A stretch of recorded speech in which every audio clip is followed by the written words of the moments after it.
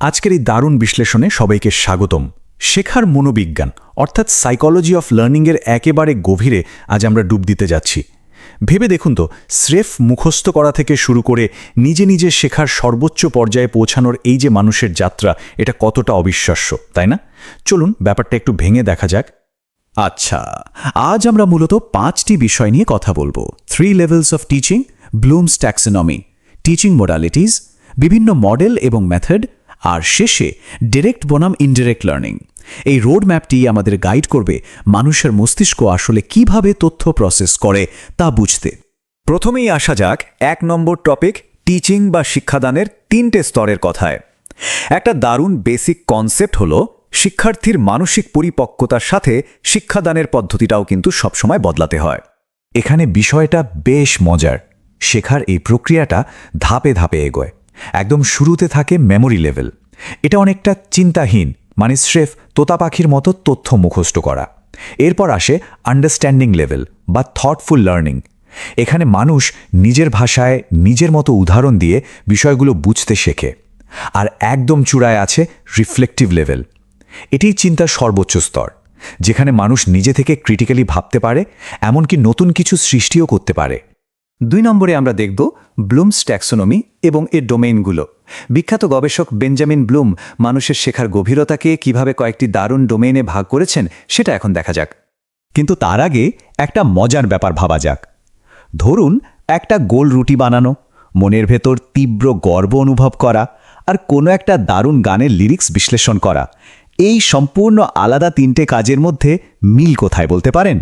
এই প্রশ্নের উত্তরের মধ্যেই কিন্তু শেখার আসল দর্শন লুকিয়ে আছে।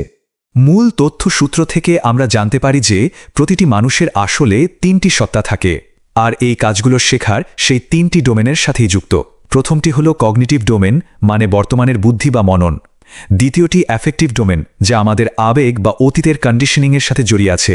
আর তৃতীয়টি হলো সাইকোমোটর ডোমেন, যা মূলত শারীরিক সঞ্চালন বা ফিজিক্যাল মুভমেন্ট নিয়ে কাজ করে। কগনিটিভ ডোমেন সময়ের সাথে কিভাবে বদলেছে সেটা দেখলে অবাক হতে হয়। 1956 সালের পুরনো ভার্সনে নলেজ থেকে ইভ্যালুয়েশন পর্যন্ত ধাপগুলো ছিল, কিন্তু 2001 সালের ভার্সনে খেয়াল করুন, সিনথেসিস অর্থাৎ নতুন কিছু তৈরি করার ব্যাপারটা ক্রিয়েট নাম নিয়ে একেবারে সর্বোচ্চ স্তরে জায়গা করে নিয়েছে। এর মানে হলো কোনো কিছুর স্রেফ মূল্যায়ন করার চেয়ে নতুন কিছু সৃষ্টি করতে পারাটাই শেখার সবচেয়ে উঁচু স্তর। এবার সাইকোমোটর বা শারীরিক দক্ষতার কথায় আসি। এই জার্নিটা শুরু হয় ইমিটেশন বা অন্যকে হুবহু নকল করার মাধ্যমে। এরপর আসে ম্যানিপুলেশন, যেখানে নিজের মতো করে একটু পরিবর্তন আনা হয়। তারপর প্রিসিশন, মানে কাজটা নিখুঁত হতে শুরু করে। এরপর আর্টিকুলেশন, আর সর্বশেষ ধাপ হলো ন্যাচারালাইজেশন। এখানে এসে কাজটা এতটাই স্বতঃস্ফূর্ত হয়ে যায় যে সেটা করার জন্য আলাদা করে আর ভাবতেই হয় না। ব্যাপারটা আমাদের প্রাত্যহিক জীবনের সাথে মিলিয়ে দেখা যাক।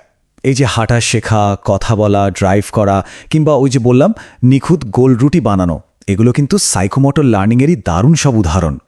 বারবার অনুশীলনের ফলেই এগুলো একসময় আমাদের একেবারে স্বভাবের অংশ হয়ে দাঁড়ায়।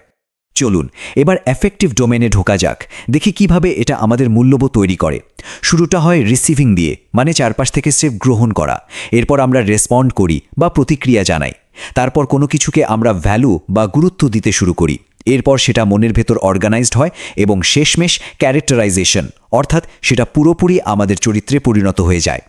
ঠিক এই স্তরে এসে ইগো এবং বায়াস বা পক্ষপাতিত্বের বিষয়টা বোঝা খুব জরুরি। আমাদের ইন্টেলেকচুয়াল বুদ্ধি বর্তমানের ওপর ভিত্তি করে বস্তুনিষ্ঠ বা লজিক্যাল থাকে, কিন্তু আমাদের ওই আবেগীয় মন, সে পড়ে থাকে অতীতের কন্ডিশনিং আর সামাজিক পুরস্কারের আশায়।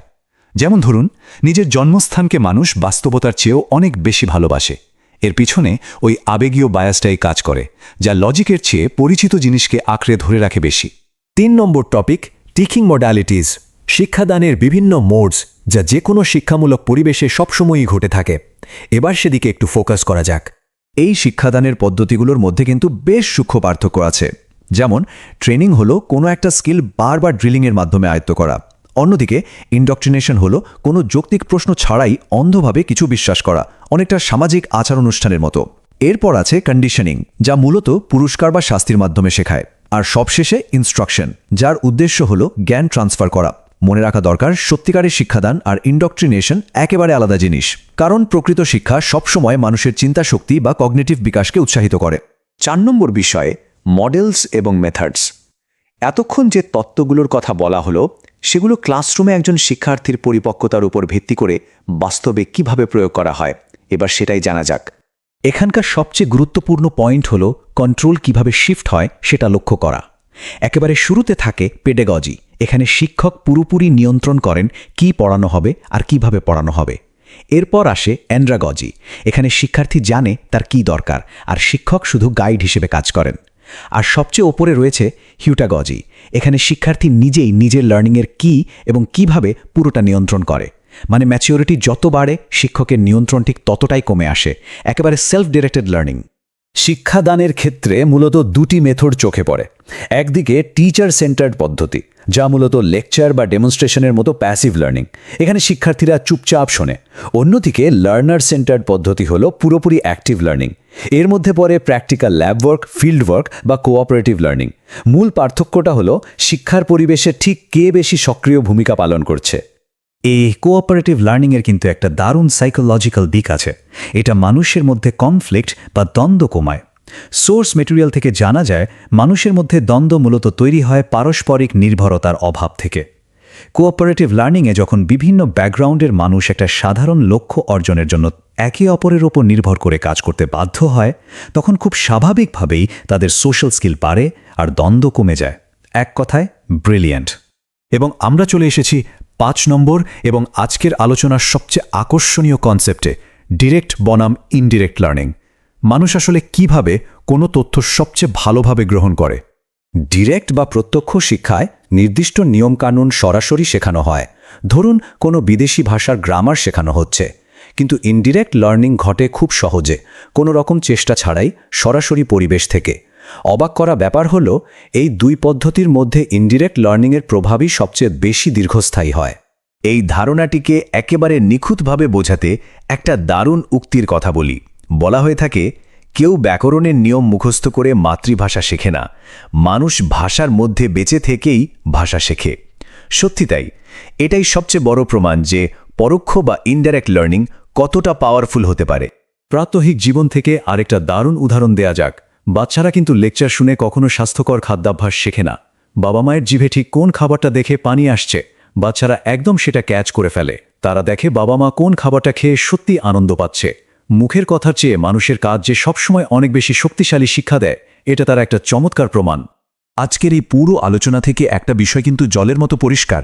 ইনডিরেক্ট লার্নিং হলো পৃথিবীর সবচেয়ে শক্তিশালী শিক্ষামূলক হাতিয়ার। তো শেষ করার আগে একটা প্রশ্ন রেখে যেতে চাই সবার জন্য। যদি পরোক্ষ শিক্ষাই সবচেয়ে প্রভাবশালী হয়, তবে আমাদের দৈনন্দিন আচরণ দিয়ে আমরা আমাদের চারপাশের মানুষদের, বিশেষ করে নতুন প্রজন্মকে প্রতিনিয়ত নীরবে কী শেখাচ্ছি? একটু গভীরভাবে ভেবে দেখবেন কিন্তু ব্যাপারটা।